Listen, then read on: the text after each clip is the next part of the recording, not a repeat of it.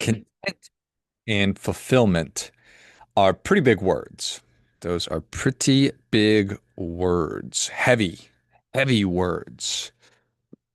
Things that we want. I want to be both fulfilled and I want to be content. I want to be a contented person.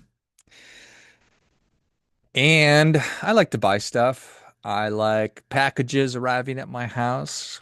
I think you could probably blame this all on Santa. Asking for something, waiting for it, anticipating its arrival, and being so excited for it to be yours, to be mine, to hold it in my hands. And I came to the realization recently that Jeff Bezos is, in fact, Santa Claus. Think about it. He can just show up at your house and he brings you toys and presents and wonderful things. And he is seemingly, in fact, he's way better than Santa because Santa does it just one day a year. Jeff Bezos is delivering packages to every house in America every single day of the year. So Amazon clause, that's got a little bit of workshopping to do. Maybe we can throw that in the let's just stop with the Santa Claus and the workshop and the elves references right now. So I was driving past or sitting around, whatever. I saw an Amazon truck drive by recently, and on the outside it says, "Contents may cause happiness." And it was noteworthy enough or attention worthy enough that I wrote it down. I thought that is right up my alley, right there. That is perfect. And it reminded me, I think it's over 10 years ago at this point, back before Amazon was the ubiquitous force of nature that it is today, sort of just getting started. And I wanted to think about or write about the idea of fulfillment. And so I threw that into my favorite search engine, just fulfillment. And guess what came up? It was not a lot of blog posts or articles about what I as an individual can do in my life to build my life and myself to the point where I feel complete and fulfilled with the things that I'm doing. No, it was all about Amazon's process for getting the thing that I bought into my hands really fast, also known as fulfillment. So, not only is Amazon, they've been working to fulfill me for as long as it's been a company. Have they ever actually been able to do that? Maybe, maybe not. So, contents may cause happiness. That's one of the truest things out there. It's one of the truest things I've ever read because buying shit makes us happy. There's no doubt about it. That makes me happy. Discovering that an item exists in the world that I didn't know even existed, but now I badly need it. Being able to purchase it, to realize that I can afford this thing. I can hit one button, buy now, and then through the wonder that is Amazon, it can arrive at my house and I can be fulfilled. My desire to own the thing can be fulfilled almost immediately. That makes me happy.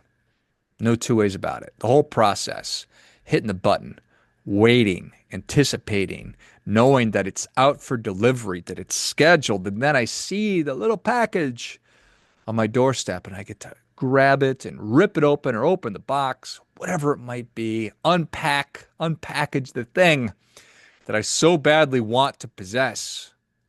And then I have it.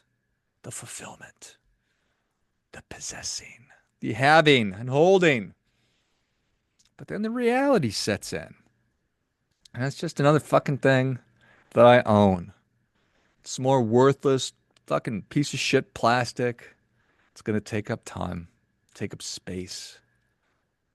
Huh. What a bummer. Turns out I'm not fulfilled by that. I was.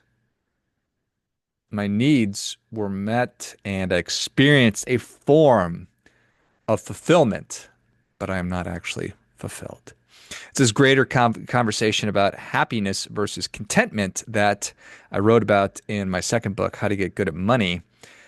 And I think that you can liken it or boil it down to this. It's that ice cream makes me happy. Getting an ice cream cone, licking the ice cream cone makes me happy. Dropping the ice cream on the ground makes me sad. But that baseline, that's contentment. It's how I feel about myself and my life and my circumstances. That's going to go to really what contentment is. Happiness, that goes up and down throughout the course of the day. Sadness, just those emotions, they range. My resting heartbeat, my resting heart rate, that's my level of contentment. And thank God for me anyway. I hope the same for you that that has nothing to do with Amazon or buying things or whatever. But that being said, me establishing myself as morally advanced and really well adjusted, and I'm sure that that's helpful to you. But what I wanted to talk about today is just the whole process of the emotional process that we go through buying things, but then to take it another layer or level to just the idea of conspicuous consumption and how that's happening, and then the impact that that really has on us. Because what's the point of the whole thing? And when you stick around to the end of this, you will, I will attempt to knit all of this together with the goal being contentment. And the pursuit of happiness is that standing in the way of me being a more contented person. And I think all too often that is the reality. Because if we as Americans, and maybe people all over the world, I'm just guessing, because we're just all human beings going through the same human experience, if we were not in bad financial shape, then this wouldn't be a conversation worth having. But because we are as a country in terrible financial shape, and many of us, the majority of us as individuals or family units, are in bad financial shape, then this does bear or it is valid to be having these kinds of thoughts and conversations. And that's what my goal and my desire of all of these is to just cause you to think a little bit. Say, oh, yep, my behavior is I do some of those things. And is it getting me what I want? And could a small shift actually get me what I actually want? So that's really what I'm interested in doing. So that's what I'm going to do. So, what is the trigger? There is a trigger where I realize that I want to buy something. And it could be that something is wrong, so I'm missing, or something broke. So I need a new phone because it broke. Or it could just be, ooh, that is a hot pair of shoes or a really cool jacket, and I really want that because it's trendy. So it's a need or a desire. Recognize that. And it's obviously an emotional thing. I mean, I do everything because of the way that I feel about it. Emotions are what drives much of human behavior. So once we realize that I need this thing, then I go to research where it is that I can get it from. I read some reviews, I go on Amazon or just Google it or whatever. You look at different alternatives, different options, then you make a decision about is this something that I actually want to buy? And then I do. And then I buy it. I've got these post-purchase feelings. Sometimes it's buyer's remorse, sometimes it's giddiness, sometimes it's joy. Who knows? Then what's the long-term impact of this thing? Well, we're going to forget about it. Well, I suppose that certainly does depend. But early on, it's the newness of a relationship or a new romance or friendship. It's very, very, very exciting. But over time, things level out. So could just be another item that you throw in your junk drawer, could break, or it could be something that you really enjoy and you get a lot of use out of. That's obviously very, very, very subjective. But so certainly emotions play a large role in this. The idea of conspicuous consumption, where buying a thing is not about fulfilling a true need or any kind of a long-term desire. It's simply a function of it can be seeking social status, some kind of validation, getting that dopamine hit that we like so much. We carry around our little dopamine dispensers with us wherever we get. So I get that quick hit when I need it, and I can get that. This thing dispenses dopamine in so many different ways. It's amazing. It's amazing. It can dispense dopamine through social media. I can buy stuff. It can, whatever. There's so many different things that it can do for me. So we get this dopamine loop. And when it comes to conspicuous consumption, it starts with our initial desire for validation. So social comparison is one of the big drivers that fuels this. When you see somebody driving a certain kind of a car, wearing a certain kind of shoes, operating a new kind of gadget, there's a trigger. It's envy, it's aspiration. And then my brain takes these observations and signals that if George has this thing, it's going to boost his social value. It's going to make him feel better about himself. It's going to lead me to a, be it temporarily higher emotional state. So my desire to be admired, the anticipation I get from thinking about what it's going to feel like when I have that is pretty cool.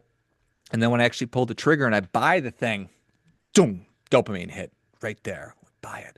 Feel good release of dopamine rushes through my body and gives me a little bit of a reward for taking action. Way to go, George. You bought this thing that you didn't even know existed up until a couple of minutes ago, but now it's going to be yours.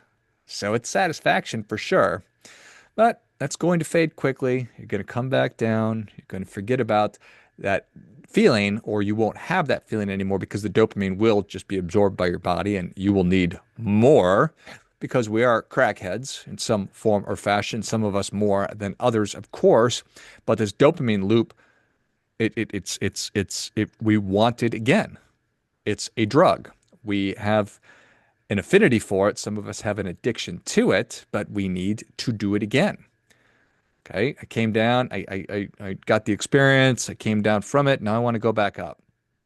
So it might be a short-term fulfillment, but it can lead to long-term regrets. It can lead to disappointment, regret, guilt. Oh my God, why did I do that? I blew up my budget again. You get it. We've certainly all been there. I'm not talking out of school like I don't do this or like I've never have done this and I don't do it because I certainly have and I still do. So it's very human. So as we get used to it, we, of course, we become accustomed to it, and then the little things just doesn't do it for us anymore. And this is true of everything in life, right? It's true of everything in life. Just kind of numb to it. So I need to up the ante a little bit. Maybe it's more expensive things, flashier, more status designed items to get that emotional rush. And of course, we're constantly exposed to this kind of stuff. Social media, it's what social media is really designed to do for goodness sakes. But it's going to lead to that cognitive dissonance and me beating up on myself and not feeling good. And that conflict between I feel great about this, so it's the emotional high that I get, but then the actual thinking about it. Danny Kahneman talks about this in Thinking Fast and Slow. The fast part of our brain is that emotional response, and then the slow part of our brain is a more logical, reasoned response.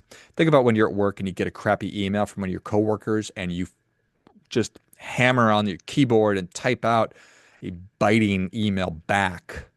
Well, if you sleep on it, that's probably a good decision because the next day you're like, oh my gosh, I can't believe I almost sent this email. So that's the slow part of our brain.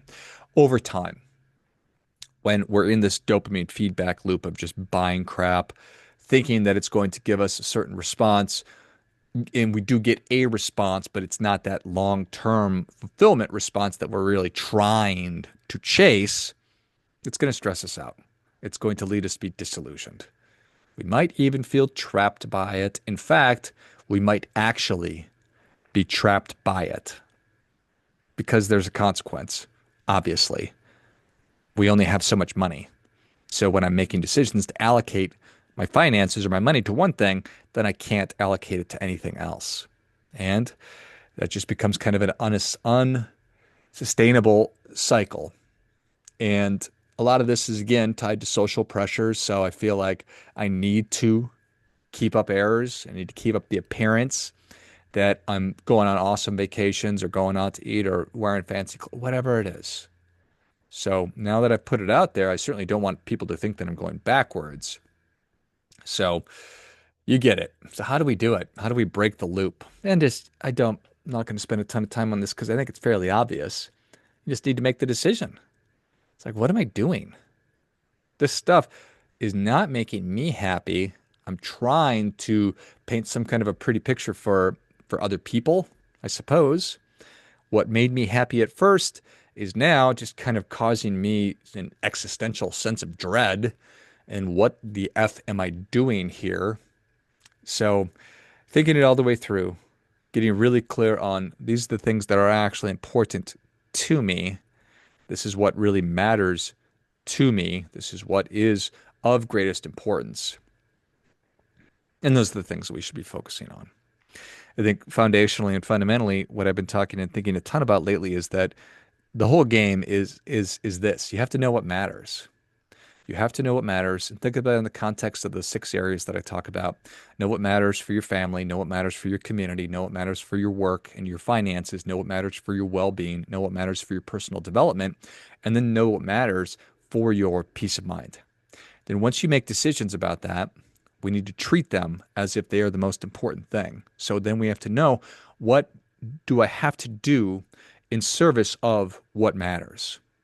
And those are the things, whatever it might be, investments, sacrifices, that's what I allocate my most valuable resources to. Your most valuable resources being time, attention, energy, and money. And what we're talking about right now is money. So instead of just getting dragged along by my need for dopamine and my desire for status and recognition or whatever, those are valid. Those are needs that we have, but we want to make sure that they are not ahead of what's really important. So that's why we have to do that work.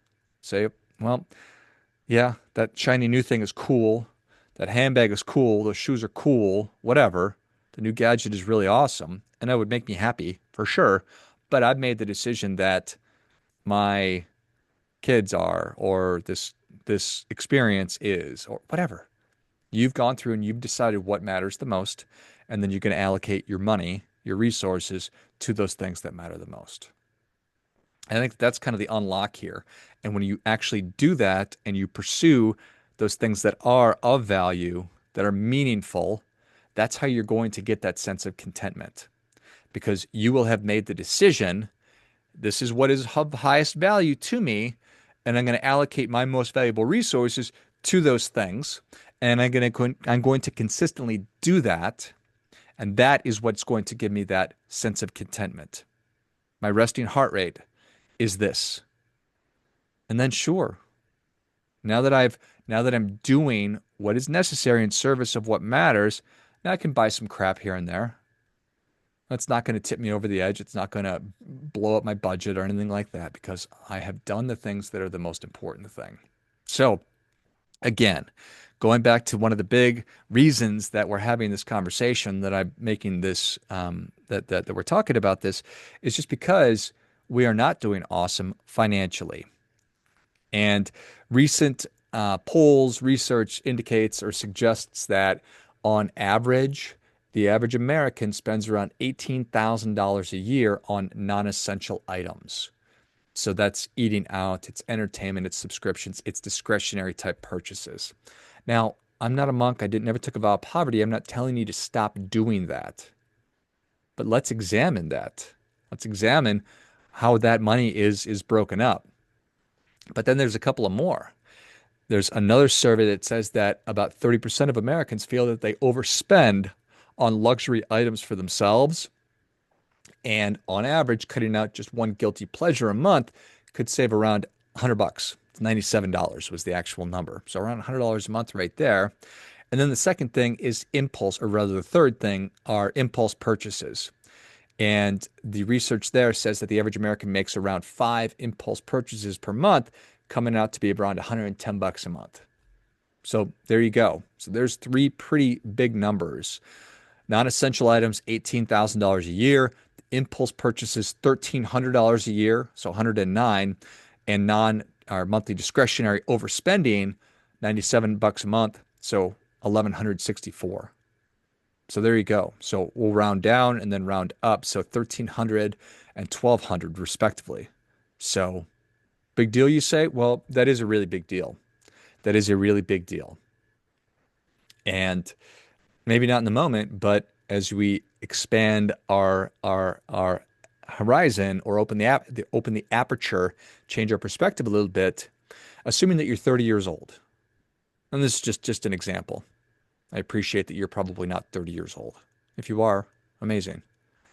Assuming a 30-year-old you put 200 bucks a month into an IRA, so that's an individual retirement account. It's a retirement savings vehicle. Put 200 bucks a month in at an 8% rate of return until age 65, how much would you have?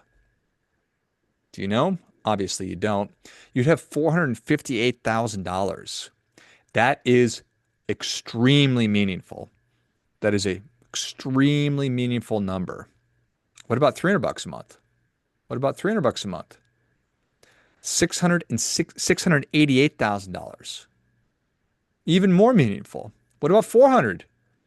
$400 a month from age 30 to 65 at an 8% rate of return, that comes out to almost $1 million. $917,552.99.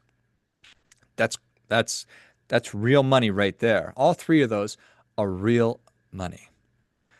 And so I'm not trying to yuck your yum here. It's just I'm giving you direct evidence of how changes in behaviors can have a profound impact on your overall well-being and your overall peace of mind.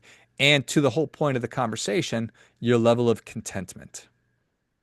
And I think that that'll make you happy.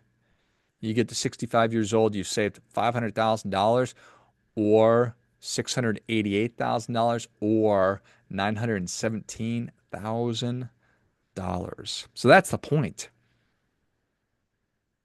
I think that that's comfortable. It's very, very meaningful. A couple $100 goes a long way. It also goes to the power of, the time value of money and compounding and having a good amount of time to save because those numbers are dramatically different if you're 40, way different if you're 50, and it's pretty much unattainable if you wait until you're 60. Um, so a lot of powerful things there. And it's all coming down to, let's just give it a second thought before I allow myself to just hit buy now or subscribe and save or whatever button I'm hitting on my Amazon app that is allowing the Amazon truck to pull up full of happiness, delivering happiness just as Santa does once a year. But Jeff Bezos does it 365 days a year, buddy. No days off, none. Simple allocation, reallocation might make all the difference. And at the end of the day, what are we trying to do here? We're all trying to do our part by doing our best.